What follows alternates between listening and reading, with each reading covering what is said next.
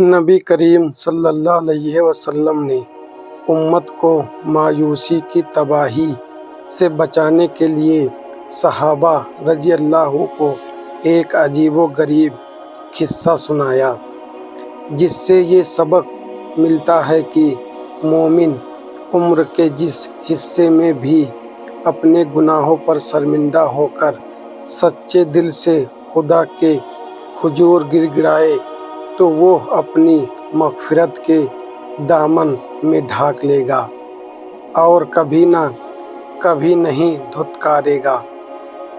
نبی صلی اللہ علیہ وسلم نے فرمایا کہ پچھلی قوم میں ایک آدمی تھا جس نے 99 خون کیے تھے۔ اس نے لوگوں سے معلوم کیا کہ دنیا میں سب سے بڑا عالم کون ہے۔ لوگوں نے اس کو ایک خدا کو پہنچے ہوئے راہب کا پتہ دیا۔ وہ اس راہب کے پاس گیا اور بولا، حضرت، میں نے 99 خون کیے ہیں، کیا میری توبہ بھی قبول ہو سکتی ہے؟ راہب نے کہا، نہیں، تمہاری توبہ قبول ہونے کی اب کوئی شکل نہیں۔ یہ سنتے ہی اس آدمی نے مایوسی میں اس راہب کو بھی قتل کر دیا اور اب پورے 100 آدمیوں کا قاتل تھا۔ اب اس نے پھر لوگوں سے پوچھنا شروع کیا کہ اس دھرتی پر دین کا سب سے بڑا عالم کون ہے۔ لوگوں نے اس کو ایک اور راہب کا پتہ دیا۔ اب وہ توبہ کی غرض سے اس راہب کی خدمت میں پہنچا اور اس کو اپنی حالت بتاتے ہوئے کہا کہ حضرت، میں نے 100 قتل کیے ہیں، یہ بتائیے کیا میری توبہ قبول ہو سکتی ہے اور میری بخشش کی بھی کوئی شکل ہے؟ راہب نے کہا، کیوں نہیں، بھلا تمہارے اور توبہ کے درمیان میں کون سی چیز رکاوٹ بن سکتی ہے؟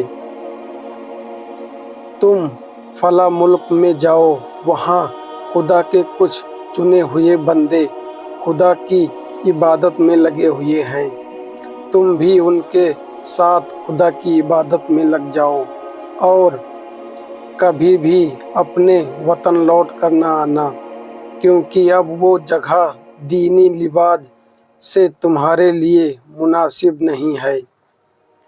یہاں تمہاری توبہ پر قائم رہنا اور سدھار کی کوشش کرنا بہت مشکل ہے۔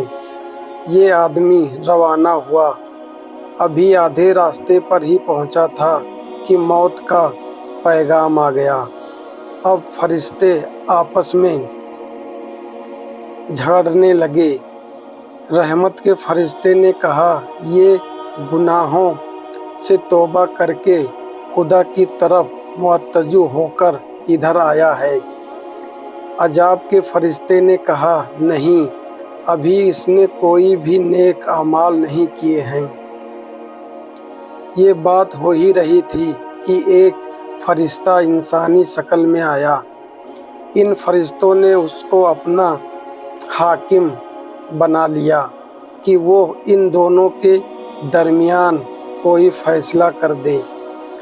اس نے کہا، دونوں طرف کی زمین ناپو اور یہ دیکھو کہ یہ جگہ وہاں سے قریب ہے جہاں سے آدمی آیا ہے، یا وہ جگہ یہاں سے قریب ہے جہاں اس آدمی کو جانا تھا۔ فرشتے نے زمین کو ناپا تو وہ جگہ قریب نکلی جہاں اس آدمی کو جانا تھا، اور جاتے ہوئے راہ میں رحمت کے فرشتے نے اس کی روح قبض کر لی اور خدا نے اس کو بخش دیا۔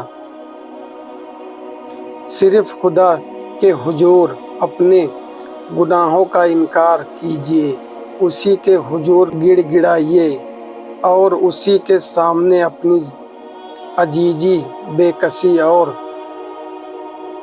خطا کاری کو ظاہر کیجیے۔ عزت و انکساری انسان کی وہ پونجی ہے جو صرف خدا ہی کے حضور پیش کی جا سکتی ہے، اور جو بد نصیب اپنی عزت و انکساری کی یہ پونجی اپنے ہی جیسے مجبور و بے بس انسانوں کے سامنے پیش کرتے ہیں، تو پھر اس دیوالیے کے پاس خدا کے حضور پیش کرنے کے لیے کچھ نہیں رہ جاتا، اور وہ ذلیل و رسوا ہو کر ہمیشہ کے لیے در در کی ٹھوکر کھاتا ہے اور کہیں عزت نہیں پاتا۔